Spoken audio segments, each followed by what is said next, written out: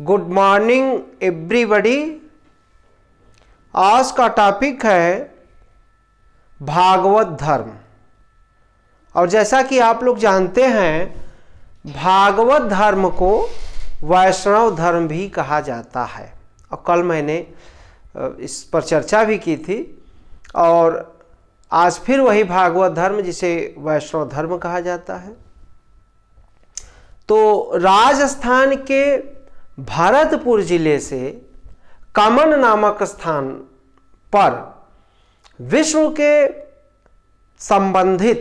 से संबंधित मत्स्य, कूर्म, वाराह, वामन ये प्रतिमाएं जो है प्राप्त हुई हैं और ये प्रतिमाएं गुप्तकालीन हैं।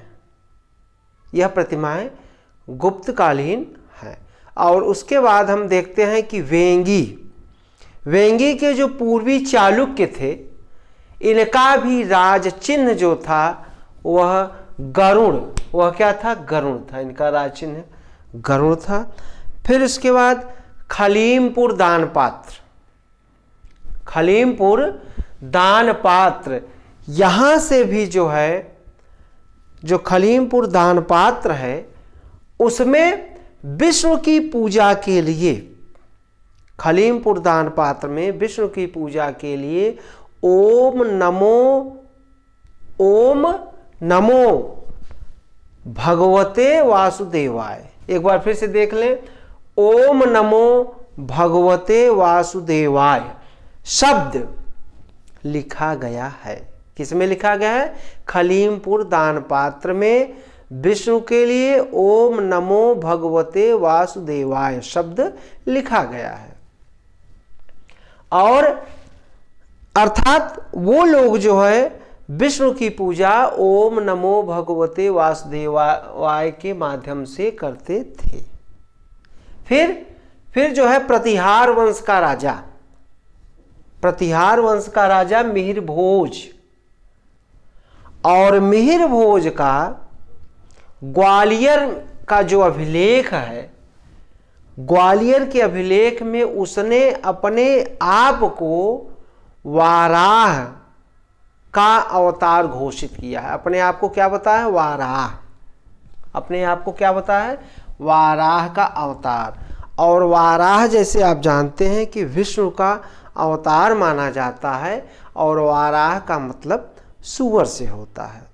विष्णु का अवतार माना जाता है। मत्स्य, कूर्म, वाराह, वामन, परशुराम, कृष्ण, राम। फिर बंगाल के सेनवंशी शासक भी अपने आप को परम वैष्णव कहते थे। अपने आप को परम वैष्णव कहते थे। और कश्मीर की शासिका दिद्धा नाम था। कश्मीर की शासिका जिसका नाम था दिद्धा, और दिद्धा ने भी जो है अपने जो मुद्राएं उसने उत्कीर्ण छपवाई थे, उनकी जो मुद्राएं थी उस पर जो है विष्णु की मूर्ति, विष्णु नहीं बल्कि लक्ष्मी की मूर्ति।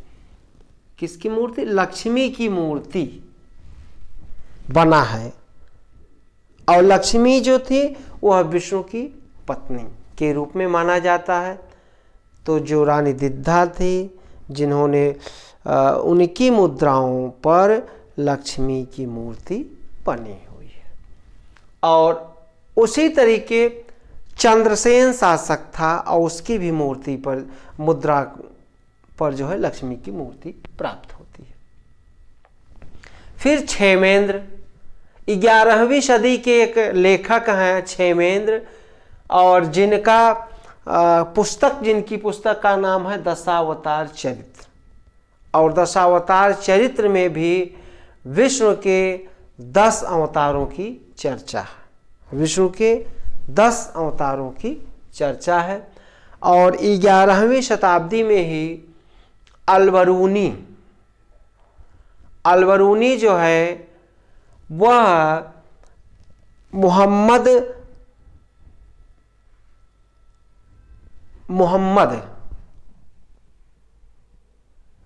कि जो महमूद गजनवी, थोड़ा सा मैं भटक गया, महमूद गजनवी, ध्यान नहीं आया तो महमूद गजनवी के साथ ही आया था अलबरूनी, और अलबरूनी ने जो है स्थानेश्वर के निवासियों,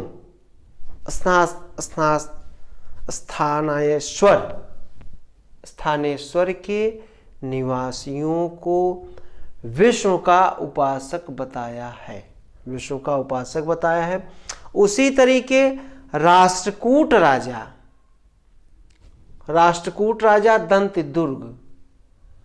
दंतदुर्ग ने एलोरा में दशावतार मंदिर बनवाया, एलोरा में दशावतार मंदिर बनवाया, और दशावतार मंदिर जो है वह विष्णु से संबंधित थे। फिर अब आगे देखते हैं हम लोग कि दक्षिण भारत में वैष्णव धर्म, और जो दक्षिण भारत में वैष्णव धर्म चला, पनपा, वह वैष्णव धर्म के जो प्रवर्तक थे, जो उनको कहा गया अलवार। दक्षिण भारत में वैष्णव धर्म के संतों को क्या कहा गया? अलवार। और अलवार जो थे उनकी संख्या 12, इनकी संख्या कितनी थी? 12। और उन 12 में जो है वो बहुत सारे हैं, जैसे आपके पोईगई, पूडम, पेय, पेरियालवार, तिरुमलाई, तिरुमंगई, तिरुपाण, तौंडार, कुलशेखर, नामलवार, मधुर कवि और आंडाल। और कौन है? आंडाल। अब इसमें थोड़ा सा आप लोग ये देख लें कि मैं आप लोगों को बता रहा था कि उनकी संख्या 12 है। तिरुमलराई जो है अलवार बनने से पहले वह जैन और बौद्ध धर्म भी अपना चुके थे। वह जो है जैन और बौद्ध धर्म भी अपना चुके थे। और ये देखें,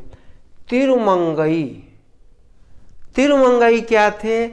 यह अलवार संत बनने से पहले डाकू थे। ये क्वेश्चन पूछा जा सकता है, इसलिए आप लोग बहुत ध्यान से जो है इसको सुने। तो ये डाकू थे। कुलशेखर जो है वह केरल के राजा भी थे, अलवार संत थे और केरल के राजा थे। एक बार आप लोग इसका स्क्रीनशॉट ले लें। और तिरुमंगई डाकू थे, कुलशेखर केरल के राजा थे, और जो ये 12 अलवार संत थे उसमें आंडाल जो थी वह जो है महिला थी। वह क्या थी? महिला थी। कंपटीशन में सवाल पूछा भी गया है, इसलिए आप लोग ध्यान से जो है इसको सुने। फिर जो हम आते हैं वैष्णव धर्म के सिद्धांत, और उन सिद्धांतों में जो है सबसे पहले हम लेते हैं अवतारवाद, पांचरात एवं वीर पूजा। अवतारवाद, और अवतारवाद जो है वह वैष्णव धर्म का मुख्य सिद्धांत है। अवतार का मतलब हुआ कि ऊपर से नीचे आना, जन्म लेना, और जन्म लेकर के जो पृथ्वी पे अनाचार हो रहा है उसको समाप्त करना। तो यही इसी अवतार प्रादुर्भाव, यह भी अवतारवाद का एक प्रादुर्भाव भी इसको कहा जाता है। प्रकट होना, जन्म लेना, यह सब जो है अवतारवाद से संबंधित है। और अवतार में जो है विष्णु भगवान को मेन माना जाता है, और ये माना जाता है कि ये जो है पृथ्वी पर अवतार लिए थे और उसमें जो है सबसे पहले गीत गोविंद जो है यह जयदेव का है। जयदेव की रचना है गीत गोविंद। और इस गीत गोविंद में 39 अवतारों की बात आई है। कितने अवतार? 39 अवतार। और 39 अवतार, लेकिन मुख्य अवतार 10 ही हैं। मुख्य अवतार 10 हैं और उसमें जो है पहला है मत्स्य अवतार। यह बात आई है शतपथ ब्राह्मण में। यह बात आई है शतपथ ब्राह्मण में। और शतपथ ब्राह्मण में बात आई है कि जब पृथ्वी पर बहुत जल का प्रलय आ गया तो उस समय विष्णु भगवान जो है मछली का रूप पकड़ करके मन को बचाए थे। मछली का रूप पकड़ करके मन को बचाए थे। दूसरा अवतार कूर्म माने कछुआ।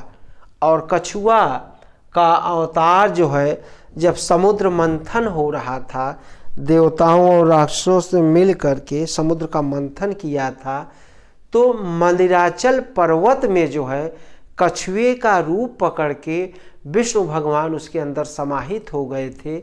और तब ये उस समय जो है कूर्म का अवतार लेते हैं। और तीसरा अवतार है वाराह मतलब सूअर। और यह जो है हिरण्याक्ष, जो एक राक्षस था हिरण्याक्ष, इसने पृथ्वी को समुद्र में फेंक दिया था। तो विष्णु भगवान वाराह का रूप पकड़ करके पृथ्वी को जो है ऊपर उठा दिए थे, समुद्र में डूबने से बचाए थे। ऐसी मान्यता है। और चंद्रगुप्त द्वितीय का जो है उदयगिरि गुहा लेख में एक वाराह की मूर्ति जो है बनी है, जिसमें वाराह जो है पृथ्वी को उठाए हुए हैं। वाराह जो है पृथ्वी को उठाए हुए हैं। फिर नृसिंह का अवतार माना जाता है कि हिरण्याकश्यप को मारने के लिए नृसिंह का अवतार आधा नर और आधा सिंह। उसके बाद वामन अवतार स्कंदगुप्त के जूनागढ़ अभिलेख, स्कंदगुप्त के जूनागढ़ अभिलेख में जो है वाराह का वामन अवतार मिलता है। वामन मतलब जो विष्णु जो है वामन का रूप पकड़ के राजा बलि के जो है उसके राजा बलि के 3 पग भूमि जो है पूरा उसका राज्य नाप लिए थे। फिर उनका अवतार है परशुराम राम कृष्ण बुद्ध। परशुराम राम कृष्ण बुद्ध। और कल की अवतार माना जाता है कि अभी हुआ नहीं है, होगा। ये हुआ नहीं है, होगा। फिर उसके बाद लेते हैं हम पांचरात्र सिद्धांत। पांचरात्र सिद्धांत जो है यह 3री सदी में जो है आया है, 3री सदी में। और नारायण मतलब विष्णु के उपासकों को जो है माना जाता है। और यह नारायण सब जो नारायणी प्रसंग आया है वो आया है महाभारत में। और ये माना जाता है कि 5 रात्र और दिन लगातार जो है ऋषियों ने यज्ञ किया था। और वहीं से ये 5 रात संप्रदाय आता है। फिर आता है विष्णुवीर संप्रदाय। और ये सब जो है कल फिर मैं एक टॉपिक और इसी पर आप लोगों को बताऊंगा। आज इतना ही। बहुत बहुत धन्यवाद आप लोगों का। और आप लोग जो है वीडियो को लाइक, सब्सक्राइब एवं शेयर करें। और जहाँ कहीं भी समस्या हो वो मुझसे पूछ सकते हैं। धन्यवाद।